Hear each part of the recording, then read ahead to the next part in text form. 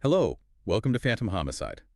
Today we are undertaking, well, a truly dark deep dive into one of America's original and frankly most enduring true crime nightmares, hmm the twisted tale of the Bloody Benders.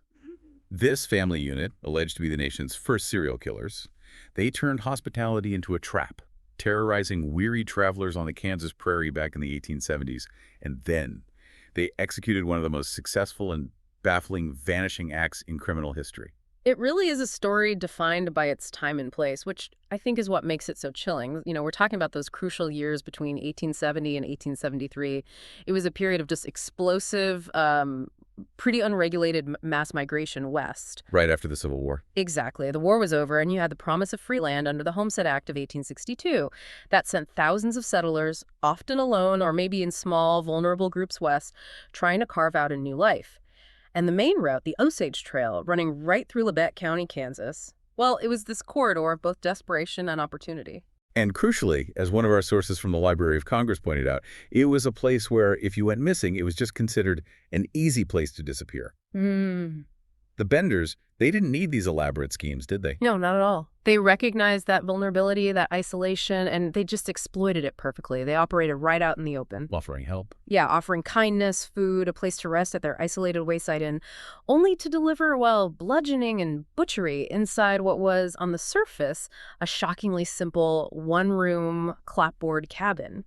When their gruesome activities were finally uncovered, it sent these massive shockwaves across the nation. It became one of the very first mass murder cases in the United States. And here we are, 150 years later, still haunted by it.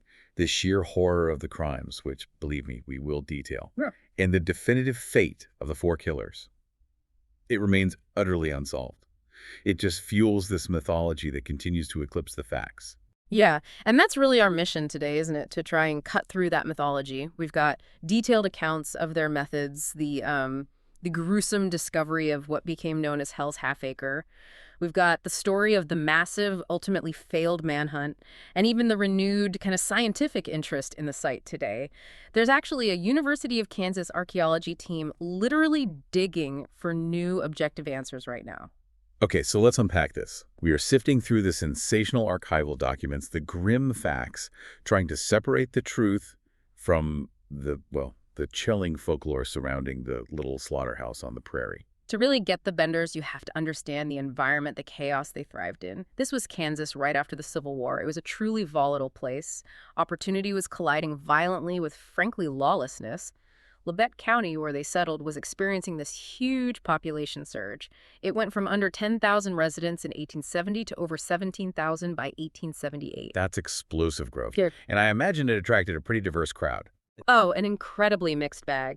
You had displaced people coming from every direction, former Union soldiers, former Confederate soldiers, all looking to escape their pasts. You had German and other European migrants seeking land.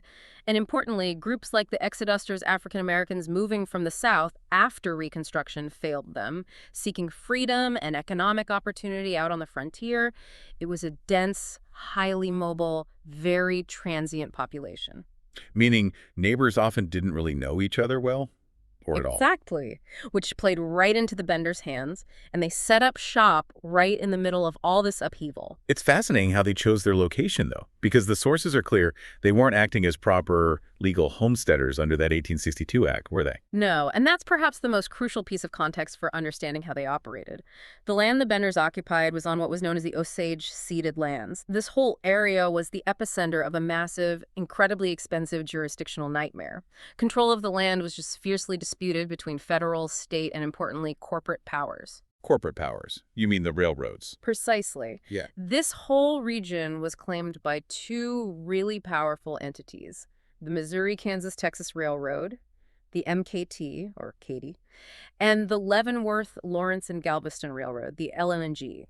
The government had given these railroads huge land grants to encourage expansion, but there were just countless legal challenges, cancellations, overlapping claims.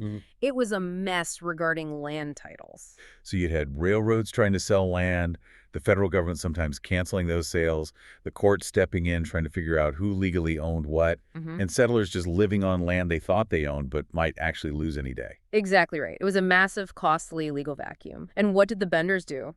They saw that confusion over land ownership meant a complete lack of consistent law enforcement or any real local political oversight. So they just set up shop on the Great Osage Trail, specifically the northeast quarter of Section 13 in Osage Township. They registered the land claim, sure, but likely had absolutely no serious intention of ever completing the purchase legally. They were exploiting the system itself.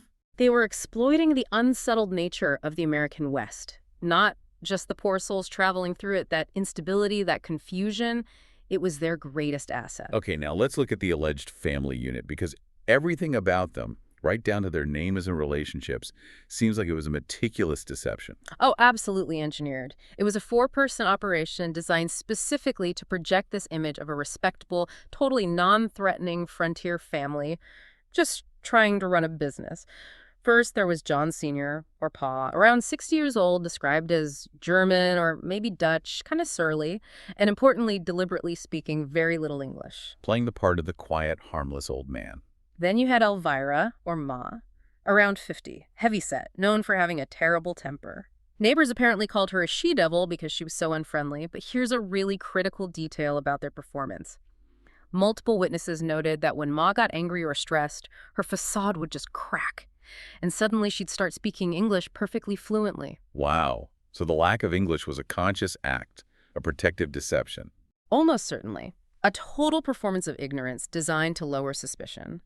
Then you had the younger pair, who were really the public-facing side of the operation. John Jr. and Kate. Right. John Jr., whose real name was likely John Gebhardt, was around 27. He had a slight build, a German accent. Some of the more sensational accounts described him as having the fierce malice of the hyena.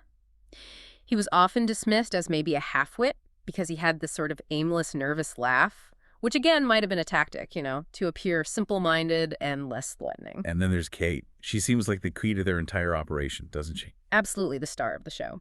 Kate was around 24, dark-haired, considered good-looking, and she was a fluent, bold talker, spoke English with very little, if any, German accent. She was designed to be approachable, magnetic, charming. But the sources suggest their whole family dynamic, the brother-sister thing, the parents, it was completely fabricated. Almost certainly a lie, yeah. The sources point to these really complex and frankly dubious relationships. John Jr. was rumored to actually be John Gebhardt, Ma's son from a previous marriage, and Kate, rumored to be Ma's daughter too, possibly named Eliza Griffith, who sometimes went by Sarah Davis. And adding another layer of deception, some neighbors actually believed John Jr. and Kate weren't siblings at all, but were common-law married. So they meticulously maintained this image of a traditional nuclear family unit, all to assure travelers they were stepping into a safe, respectable place. They needed to project stability to draw victims in, and Kate, well, she was the engine of that whole public relations strategy. She was the ultimate draw, wasn't she? Yeah. Working the front room, acting as the storekeeper, the waitress, the social hub. Absolutely. But her public persona went way beyond just serving meals. She was selling something much more esoteric. She was involved in spiritualism, right? Yeah. Which seems so out of place on the Kansas frontier. It's utterly bizarre, but yes. Kate was an entrepreneur of the occult. She professionally styled herself as Professor Miss Katie Bender. She actually advertised her services widely in neighboring towns and newspapers. Claimed to be a healer, a psychic medium. Said she could cure terrible afflictions, blindness, deafness, even fits. And crucially, that she could communicate with the dead. Wait, she was running a traveling spiritualist lecture circuit in 1870s Kansas? That's incredible. It really is. Her public seances and lectures, which apparently touched on pretty radical topics for the time, like free love, gained her widespread notoriety. This notoriety achieved two major things for the family business. First, it provided this sort of air of legitimacy, maybe even sophistication. And second, it brought curious and often wealthier travelers directly to their extremely isolated inn. Many of them were likely seeking comfort after losing loved ones in the war or to disease. So she wasn't just charming them over dinner. She was actively trying to get a read on their financial situation, their vulnerability, all while pretending to speak to their dead relatives. That's exactly the picture that emerges. That blending of, spiritual magnetism and just sheer practical, lethal brutality. That's what really sets the Bender story apart, isn't it? It makes it uniquely chilling. Okay, so we understand the performance they put on, the chaotic environment they exploited. Let's turn to the setting of the crimes itself. The Wayside Inn, the literal stage for the little slaughterhouse on the prairie. The structure itself, as we said, was a study in deceptive simplicity. Just a modest one-room clapboard cabin, maybe 16 by 24 feet, designed to look exactly like every other isolated, temporary frontier rest stop. It served triple duty, general store, eatery, and temporary overnight lodging right there on the Osage Trail. But inside, they'd actually engineered the physical space for murder. Exactly. The cabin was deliberately split into two areas, and the partition was incredibly simple. Just a canvas curtain, maybe an old wagon cover, drawn tight over some upright supports. This created a public front room for dining and receiving guests, and then a smaller, private rear room that served as the family's living quarters. And the genius, if you can call it that, was that this simple partition concealed the hidden feature that made their whole system possible: the cellar. Right. It was a trapdoor. Some accounts say it had a leather handle located right there in the front room floor, and crucially, it was strategically placed near the main dining table. It led down to a cellar, or maybe more accurately, a pit, roughly 6 feet wide, 6 feet deep.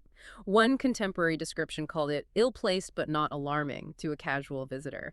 Looked like any standard root cellar. Until you realize its true macabre purpose. Precisely. The simplicity of the inn itself was the perfect camouflage for their gruesome kind of two-stage modus operandi. And that process was just terrifyingly methodical, wasn't it? Relying entirely on trust and the element of surprise. Completely. Travelers, usually single men who looked like they might be carrying gold or land deeds or just substantial funds, they'd be invited to dine.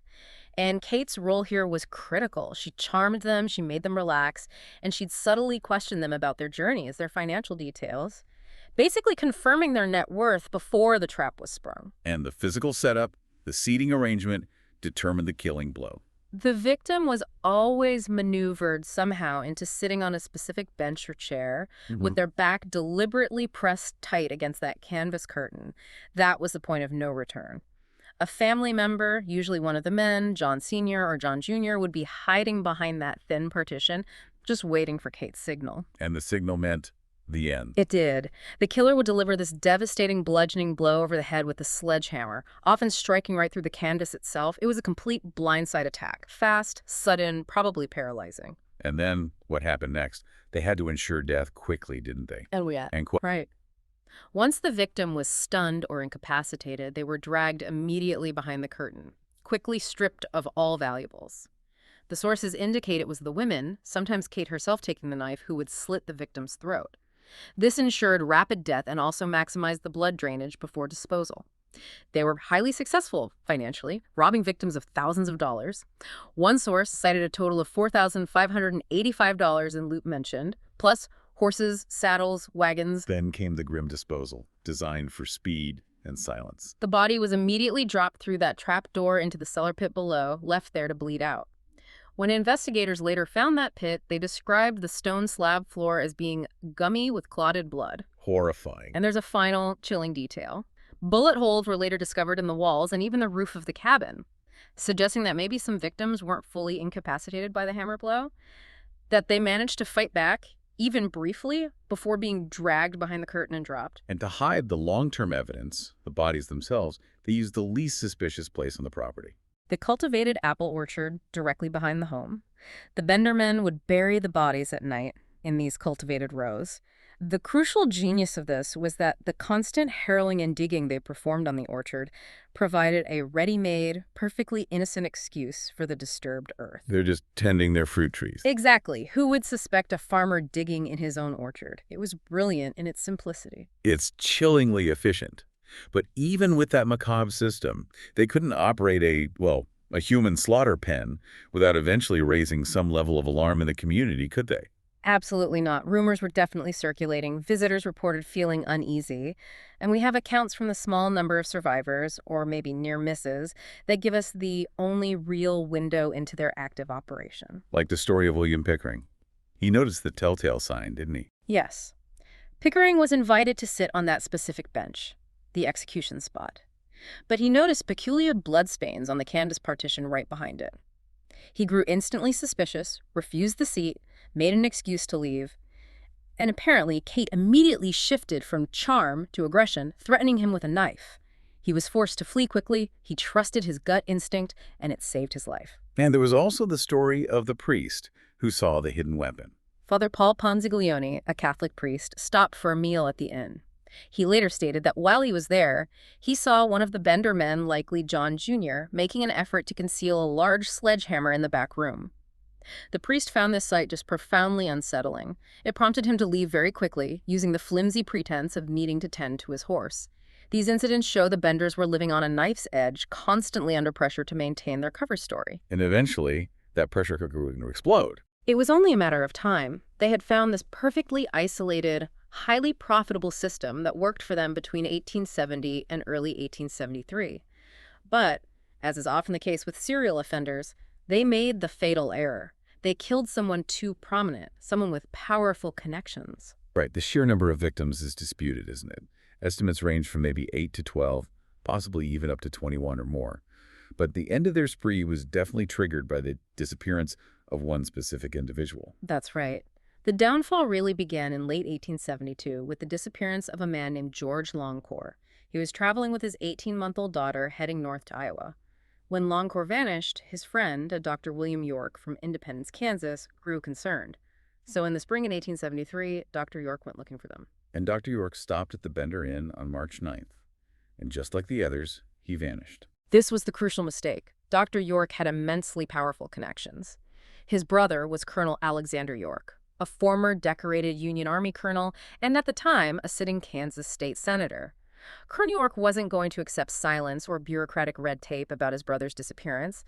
He was going to mobilize the community. He was going to get answers. Colonel York immediately organized a massive posse, didn't he? Upwards of 50 armed men searching the Osage Trail, which ultimately led him straight to the Benders' doorstep. And their first encounter, on April 24th, 1873, it's this striking piece of theater.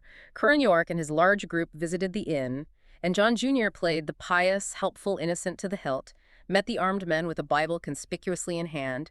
He suggested that Dr. York must have been killed by common highway bandits down near Drum Creek, even claimed he himself had been shot at by them recently. They successfully threw out a calculated red herring, trying to divert attention. They absolutely did. And during the visit, the Benders even drew attention away by digging up what they claimed was just a hog carcass buried nearby. And Kate, ever the cunning performer, she offered her spiritualist services to locate the missing doctor. But she added a condition, right? A very shrewd one. She claimed the spirits were reluctant to cooperate because there were too many unbelievers present among the posse. So she used that moment to manipulate the colonel directly. Precisely. She asked Colonel York to return alone 5 days later for a private seance. The Benders must have felt they'd successfully convinced the colonel of their innocence, or at least bought themselves some valuable time. But the seed of suspicion had been firmly planted. And 5 days. Well, that was all the Benders needed. They must have realized they were compromised. They fled suddenly, likely late on April 28th or maybe the 29th, just 5 days after York's visit. The abandonment wasn't actually discovered until May 4th. A cattle driver named Billy Toll noticed the farm animals were unfed and nearly starved and reported the inn looked deserted. So the official search party, led by the township trustee LeRae Dick and Kerr York, arrived on May 5th. What did they find? They found the cabin empty of personal effects, food, clothing, all gone, except for some household utensils and, ironically, the manuscripts of Professor Kate Bender's spiritualist lectures. But there was an immediate physical clue, wasn't there? The smell. Yes, a sickening stench of decomposition hung in the air. That stench led them to the trapdoor, which they found nailed shut. Once they pried it open, the pit below was empty, save for the fact that the stone slab floor was, as we mentioned, gummy with clotted blood. They determined the smell was the blood that had soaked into the soil beneath the stones, but the bodies themselves had clearly been moved. They were actually ready to call off the search at that point, weren't they? Yeah, incredibly. They even dismantled the cabin, moved it aside to dig extensively underneath, but found nothing there. The search was nearly abandoned when Kerr York made the observation that cracked the case wide open. He noticed something odd in the orchard. In the cultivated apple orchard, yes. He spotted these strange, long, narrow depressions in the dirt. These weren't random mounds. They were unnaturally disturbed patches within the perfectly harrowed rows. Using just a simple metal rod to probe the ground, they located multiple soft spots. And that simple technique led to the most horrifying discovery in Kansas history. They uncovered 11 bodies in 8 shallow graves, all arranged in the Benders' cultivated garden. The first one found was Dr. William York, identified by his distraught brother, found buried face down. All the adult victims had crushed skulls and slit throats. And the finding of the Longcore family provided the most visceral horror. George Longcore and his little 18-month-old daughter were found tragically in the same grave. The girl had no obvious injury marks. This led investigators to the truly ghastly conclusion that she was either strangled or, perhaps more likely given the speed they operated at, simply buried alive beneath her father's body. The site instantly earned its gruesome, unforgettable moniker, Hell's Half-Acre. The news must have instantly triggered chaos and a thirst for vengeance that quickly turned towards the community itself. Oh, the news spread like wildfire, drew national media attention almost immediately. A Catholic prayer book with German inscriptions was found identifying Johanna Bender, Ma, and John Gebhardt, John Jr., confirming some of their true identities. And later, 3 sledgehammers, believed to be the murder weapons, were recovered. They eventually ended up in the Cherryvale Museum, where they still are today. But the immediate reaction wasn't justice, it was vigilante anger. And it targeted the nearest German-speaking neighbor, didn't it? Absolutely. Rudolf Brockmann, a German-speaking neighbor who had actually been helping Cole York's search party, was immediately seized upon by the incensed crowd purely because he spoke German like the Benders were thought to. He was nearly lynched, hauled up and down from a beam 3 separate times before cooler heads finally prevailed and he was released. Witnesses described him staggering home as one who was drunken or deranged. It was just a terrifying display of frontier justice and misplaced rage. And the site itself became an immediate, grotesque national spectacle. Completely. Over 3,000 curiosity seekers, including reporters from major papers in New York and Chicago, flocked to this isolated farm. The Bender's cabin, which obviously contained crucial spatial evidence, maybe blood patterns, who knows, it was completely dismantled piece by souvenir hunters. They effectively destroyed the primary crime scene. Totally. It just showcases how quickly sensationalism overtook any need for a thorough, methodical investigation. So the Benders had vanished. They had a 4 to 5 day head start, and given the chaos of the time and place, that was really all they needed to execute one of the most successful disappearing acts in American criminal history. The initial search was intense, but it was almost immediately baffled. Detectives did quickly track their movements to Thayer, Kansas, which is about 12 miles north of the inn. Their abandoned lumber wagon and starving team of horses were found there. That was a clear indication they had switched transport, likely to the railroad. And from Thayer, the trail seems to have become fragmented, right? Suggesting a deliberate plan to split up and confuse any pursuers. It looks like a calculated separation, yes. Confirmed train movements show the whole family purchased tickets on the L&G Railroad heading towards Humboldt. But then, at Chanute, John Jr. and Kate got off. They detrained and caught the MK&T Railroad heading south. South? Where were they heading? Towards Denison, Texas, which was the terminus of the railroad at that time. Denison was basically the gateway to this incredibly lawless region, often referred to as an outlaw colony near the Red River County area, spilling over towards the New Mexico borderlands. It was notorious as a place where lawmen pursuing outlaws often just didn't return. This seems like a deliberate choice for maximum security, maximum anonymity. And the elder Benders, Ma and Pa. They apparently continued north from Chanute towards Kansas City. The belief is they bought onward tickets there for St. Louis, Missouri. The goal was clearly to separate, disperse, and just blend into the chaos of the urban migration routes. The pursuit was aggressive, though, wasn't it? 4 posses, made up of skilled Civil War veterans, were immediately dispatched. Yet they all came back relatively quickly, claiming the trail was lost. And that speed, that silence, it raises the biggest question of all, especially since a massive state and county reward of $3,000 was offered for their apprehension. That was a huge sum in the 1870s. Yet that reward was never, ever claimed. Which leads directly to the infamous vigilante theories, doesn't it? Suggesting a secret justice was carried out off the books. Exactly. We have several accounts that seem to support this. 2 notable deathbed confessions, one from a George Downer in 1909, another from a man named Harker in 1910. Both claim to have been part of a group that caught and summarily executed the Benders shortly after their flight. The motivation, they claimed, for this unofficial justice was simply to avoid the long, expensive, and very uncertain court procedures common on the frontier. Get swift revenge. And what was the explanation for the subsequent silence among these alleged vigilantes? Why would they pass up a $3,000 reward? That's a fortune. That's where the infamous loot theory comes in. It suggests the captors found and divided a substantial sum of money. Some accounts claim the Benders were carrying up to $7,000 in cash and valuables that the family had accumulated from years of murder.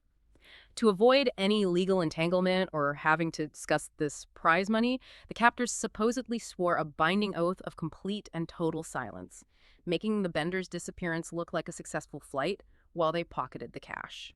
Okay, but what's the major issue with these vigilante theories? They sound plausible in that environment.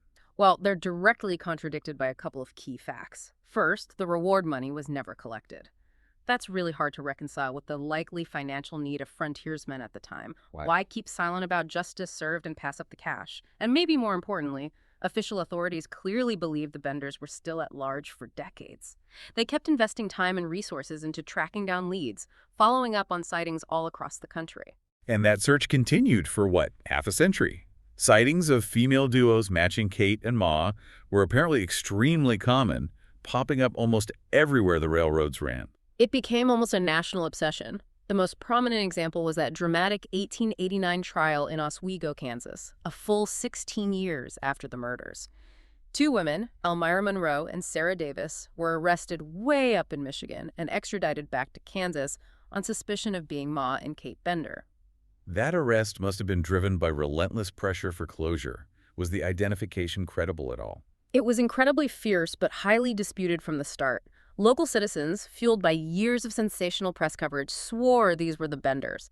But the defense lawyer provided what turned out to be irrefutable evidence. He actually proved one woman was serving a prison sentence for manslaughter somewhere else entirely during the 1873 murders, and the other woman, she was pregnant and living in a different location during the crime spree timeframe. It's completely impossible. Okay. Completely. The charges had to be dismissed. It was a remarkable case of media frenzy and just this desperate desire for closure, overriding verifiable facts. A case of mistaken identity, amplified by legend. So modern experts are basically left with the same lack of concrete answers. What are the current leading theories for their final fate, if not vigilante justice? Well, they range from the plausible to the, let's say, poetic. Some experts think it's quite plausible the younger couple, John Jr. and Kate, were actually killed down in those violent, lawless Texas borderlands. Maybe by the very criminals they sought refuge with, or maybe they just changed names again and successfully continued a life of small-scale crime somewhere else in the newly expanding West, perhaps Colorado. Other theories suggest Ma and Pa, the older couple, simply succumbed to a common frontier disease like cholera or dysentery while traveling north towards St. Louis, dying unknown and unlamented somewhere along the way. So the only real consensus is that they never lived a quiet, normal life again under their own names. They vanished into the fabric of the West. That seems to be the most likely outcome. Whether they were killed by vigilantes, killed by other criminals, or died of disease, the Benders, as the Benders, ceased to exist shortly after they fled Kansas. And whether they were killed or just died off, the Benders quickly cemented their place in American national folklore, didn't they? Inspiring countless retellings from that 2016 film Bender to episodes of TV shows like Supernatural and The Librarians. Oh, absolutely. The local legacy also persists powerfully. The town of Cherryvale, near the site, once actually held an annual Bender Days festival, which shows how communities sometimes try to cope with, or maybe even capitalize on, local horror. And the local historical museum, as we mentioned, still displays those 3 sledgehammers believed to be the murder weapons. They draw constant fascination. And one of the most famous pieces of folklore connected to the Benders involves one of America's most beloved frontier families, the Ingalls connection. Laura Ingalls Wilder. Yes, that's a fascinating piece of the lore. Laura Ingalls Wilder included the Bender story in her writings.